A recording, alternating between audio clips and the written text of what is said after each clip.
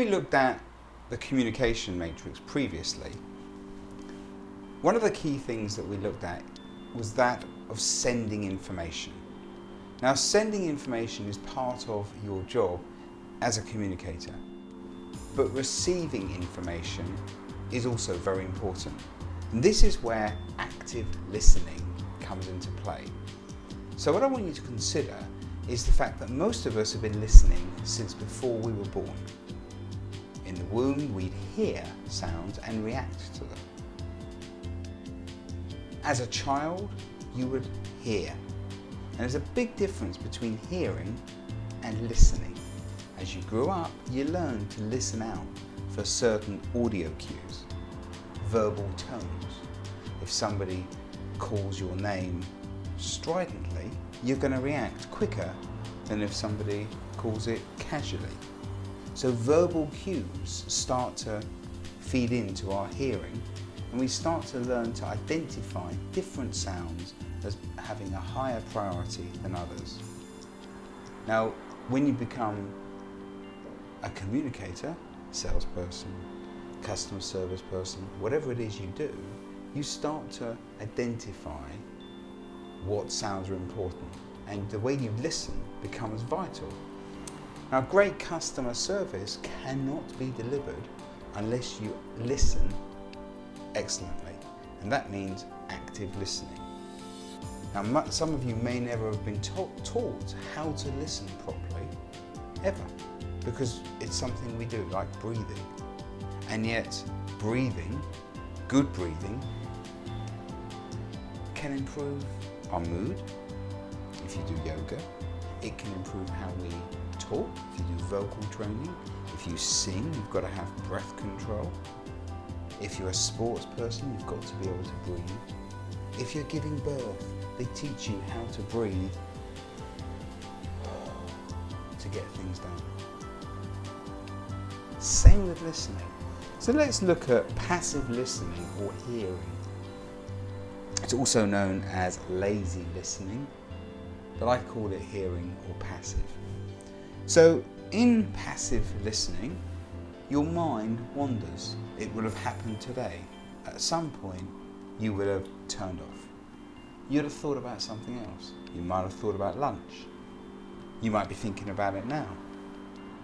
You'll be thinking about what you've got to do tonight or what you did yesterday, because our mind can only concentrate on one subject for between 15 and 20 minutes before it starts thinking about other things. That's why it's very hard to deliver intense training or intense speaking or intense teaching without getting into action. Does that make sense? Good. So, when your mind wanders, it means that if someone's giving you a certain amount of information, up to 50% can be lost because your mind has wandered. And that's if you want to listen. If you don't want to listen, the figure gets into the high 80s. And if you're emotionally troubled, you're upset, angry, scared, then that figure becomes so low, like I can't tell you. So you might lose 95% of what's said to you. For example, have any of you got any friends? Okay, good. Thank God. One of you's got a friend. So let me ask you this. Have you ever had a situation where you've been talking to a friend and they've been upset? Okay. So when they're upset and you're talking to them, did you ever have to say, why aren't you listening to what I'm saying? Look, I've told you this before. Are you hearing what I'm telling you? Right, okay, why? Because they're upset or they're angry. Interesting. We're going to look at something called fight or flight in a second. But first, let's look at the fact that when someone's not listening or wanting to listen to you, you're losing them. You're losing the data that's being sent to you. That's what happens in passive listening or just hearing.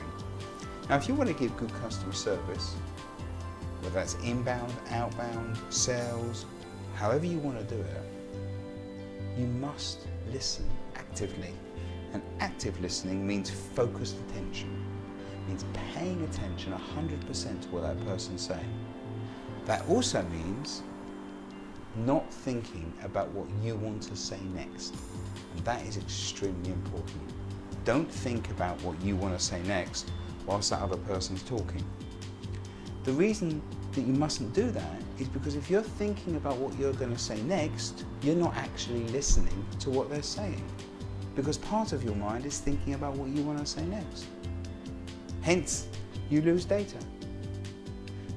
Now, in communication, many people want to be able to get their oar in because they are lacking the confidence that they'll get an opportunity to speak, which means that you have to take your time and let the other person speak. Because if you don't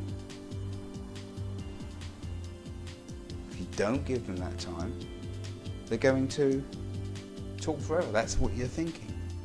But actually, people have to breathe. And if you understand how to control conversations correctly, you'll know that if you simply say, okay, so what you're saying is this, would that be correct? To which they'll go, yes. Fantastic, can I ask you a question? It's very easy to control the conversation. We're going to look at controlling conversation techniques a bit later.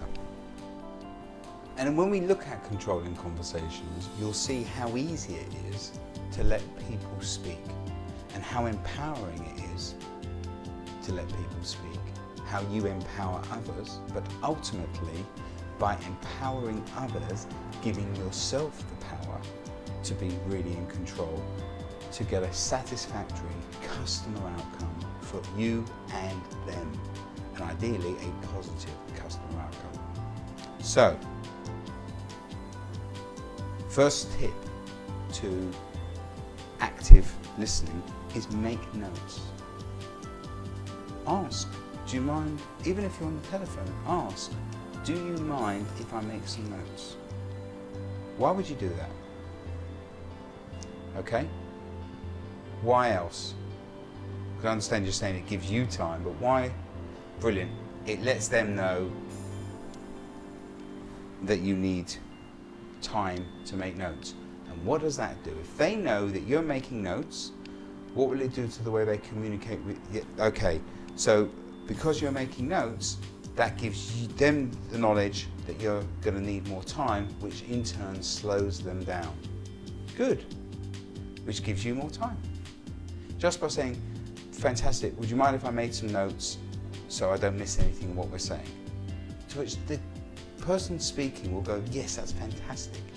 Now in a face-to-face meeting, if you say, would it be okay if I make some notes? The other person can see when you've finished and will continue speaking. But on the telephone, they can't. So if you say, let's make some notes, they will slow down to give you the time. You can do little phrases like, okay, to keep them talking. But when you want to talk again, you don't need to make those noises, and they will eventually stop and say, did that make all set? Did you get all of that? And you can say, okay, can I ask you something? Because another aspect to this, I've got as number 5, is ask for clarification if you're unsure on anything. So if somebody says something to you like, and I would hope, by the way, that you would do the same with me, but if somebody says something, you're not quite sure what they're saying, you don't understand the language they're using or the point they're making, you can go, okay, I hear that you're saying X, Y, Z.